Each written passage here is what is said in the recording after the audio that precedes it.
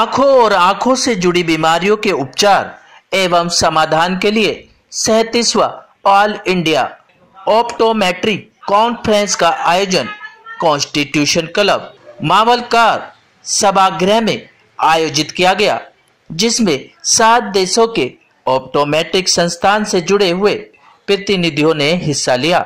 साथ ही आई केयर के छात्र छात्राओं ने प्रेस वार्ता में जानकारी प्राप्त की।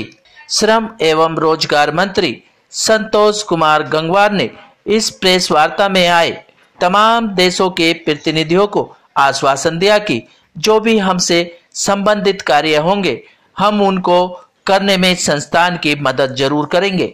हमारे देश के अंदर ऑप्टोमेट्री यानी आँखों की चिंता तो होती है, पर जिस ढंग का ये स्थान मिले, इनको जो अवसर मिले, जो इनकी मांग है उस पर विचार किया जाए। तो अब जो नई व्यवस्था हो रही है, मेरे स्वास्थ्य मंत्री से बात हुई थी, उन्होंने मुझसे कहा था कि आप जाइए वहाँ और जो उनके सुझाव हो मुझको बताइएगा, पूरा ऑनर किया जाएगा। हम तो जैसे बता रहे हैं, हम तो पिछले 25 साल से इनके साथ हैं, पूरा सहयोग कर रहे हैं। केयर में जो भी ये चाहेंगे, जिस ढंग का सहयोग चाहेंगे, जिस ढंग की व्यवस्था चाहेंगे, तो उसमें पूरा सहयोग किया जाएगा। इंडियन ऑप्टोमेट्रिक एसोसिएशन 1965 से इंडिया के अंदर अपनी सर्विसेज दे रही है। एक प्रोफेशनल बॉडी है, जैसे Indian medical association, Indian dental association.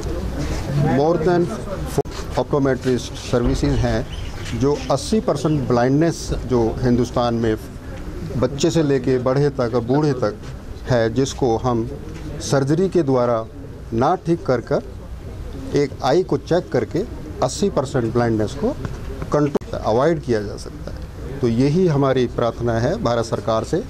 जैसे नेशनल हेल्थ काउंसिल बिल बना रहे हैं सभी प्रोफेशन को रेगुलेट करने के लिए, ऐसी ऑप्टोमेट्री जो 1958 से इंडिया में, उसको रेगुलेटर बॉडी के एजेंसी या बोर्ड या काउंसिल क्रिएट किया जाए। साथ में हमारी जो सेवाएं हैं वो राष्ट्रपति महोदय को पिछले 30 साल से दी जा रही हैं।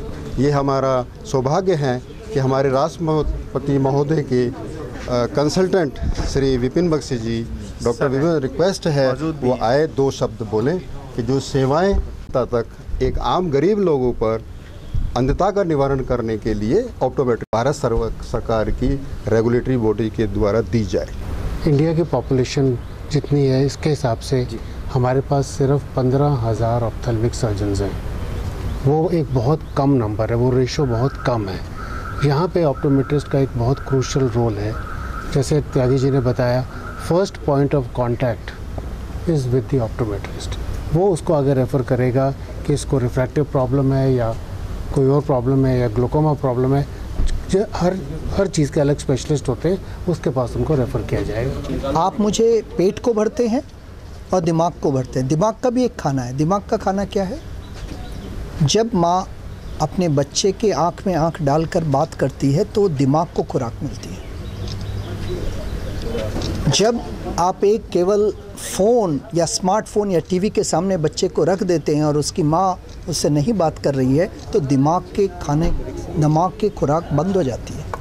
तो मैं केवल शारीरिक खुराक की बात नहीं कर रहा हूँ, दिमाग की खुराक की।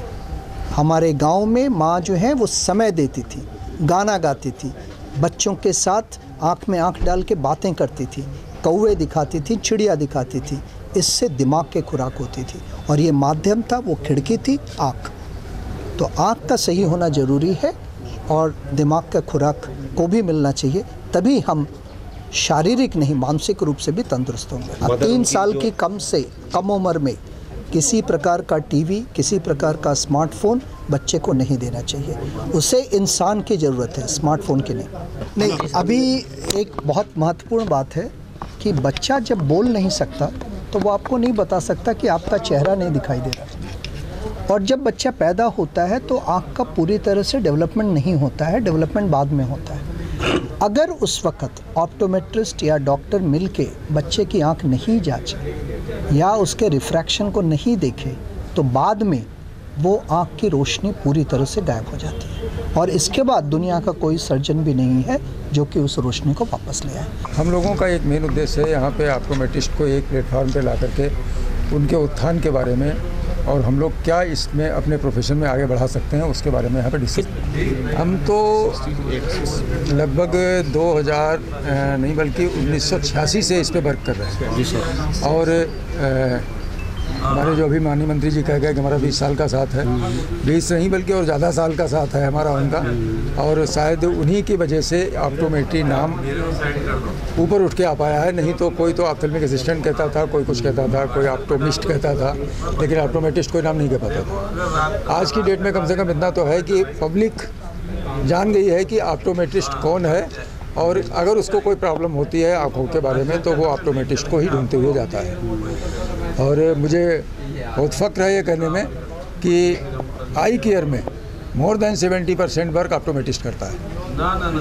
मेरा केवल एक ही माननीय मंत्री जी से केवल मैंने 2 पॉइंट्स की डिमांड रखी है। जैसे उन्होंने बताया था कि केंद्रीय मंत्री स्वास्थ्य मंत्री जी से उनकी वार्ता हुई थी, हम लोगों ने यहाँ पे केवल उनसे 2 पॉइंट्स मांगे हैं कि जो भारत सरकार खुद कह रही है वही हमको दे दे और कुछ नहीं चाहिए। भारत सरकार की वेबसाइट पे जो रूल्स एंड रेगुलेशन पड़े हुए हैं, जो उन्होंने पोस्ट किए हैं, रूल्स एंड रेगुलेशन भारत सरकार की वेबसाइट पे जो उन्होंने ऑप्टोमेट्रिस्ट के लिए खुद पोस्ट किए हुए हैं, उसमें काफ़ी कुछ है। तो मैं यहाँ पे उसको पूरा डिटेल में नहीं बता सकता हूँ। थोड़ा सा तो आप ये नहीं कि उसमें सब कुछ है कि इनका सेपरेट बोर्ड होना चाहिए, सेपरेट काउंसिल होना चाहिए, ऑप्टोमेट्रिस्ट क्या वर्क कर सकता है, क्या नहीं कर सकता है, सारे रूल्स एंड रेगुलेशन हैं कि उसकी हद कहाँ तक है आई केयर में। हम केवल उसी की डिमांड कर रहे हैं कि जो हमारी वो हद तय कर रहे हैं वही हद हमको दे दें, इतना ही काफ़ी है। मेरा नाम राजीव प्रसाद है, मैं इस कॉन्फ्रेंस का चेयरमैन हूँ। और एक अपडेट आपको दे दूँ कि इस कॉन्फ्रेंस में हमारे पास करीब 650 से ज़्यादा डेलीगेट इंडिया और इंडिया के बाहर से आए हैं। और इसी कॉन्फ्रेंस में हम सार्क नेशन प्लेटफॉर्म ऑप्टोमेट्री का बनाने जा रहे हैं, जिसमें कि अभी हमारे पास बांग्लादेश, नेपाल, अफ़गानिस्तान और श्रीलंका इतने जगह से ऑलरेडी डेलीगेट्स आए हुए हैं और सार्क नेशन का प्लेटफॉर्म यहाँ बना रहे हैं। आई केयर के बारे में बस इतना बोलना चाहूँगा कि आई केयर, जैसा कि डॉक्टर अरुण ने बताया, बच्चा जब माँ के पेट में रहता है तब से शुरू होता है, और जब उसका अंतिम समय आता है उस समय भी वो अपने आँखें दान कर सकता है। सो आइडियली बड़ा एक वर्ड में कर कहा जाए तो I care should start from mother's womb up to the tomb, उनके गर्भ से लेकर के उनके कब्र तक। ये ज़रूरी है, इसका ध्यान रखना चाहिए।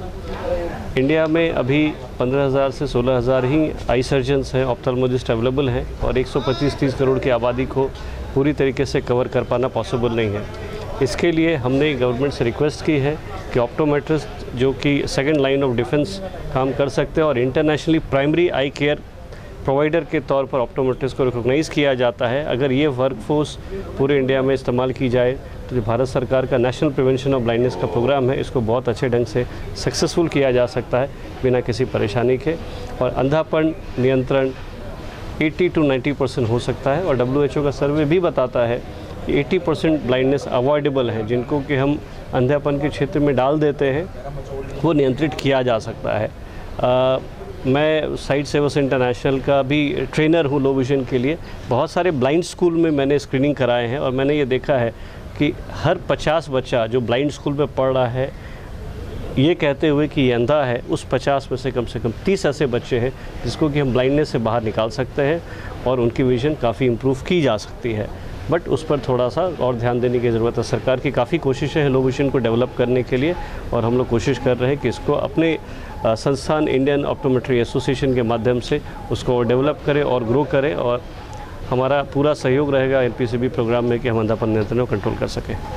Innovation in delivery and access of eye care विषय पर आयोजित यह सम्मेलन न केवल देश भर से आए प्रतिनिधियों को नेत्र चिकित्सा में आधुनिक अनुसंधानों, अनुभवों और प्रगतियों के बारे में जानने का मौका प्रदान करेगा, बल्कि आम जनता तक किफायती नेत्र चिकित्सा सेवाएं पहुंचाने में भी कारगर साबित होगा।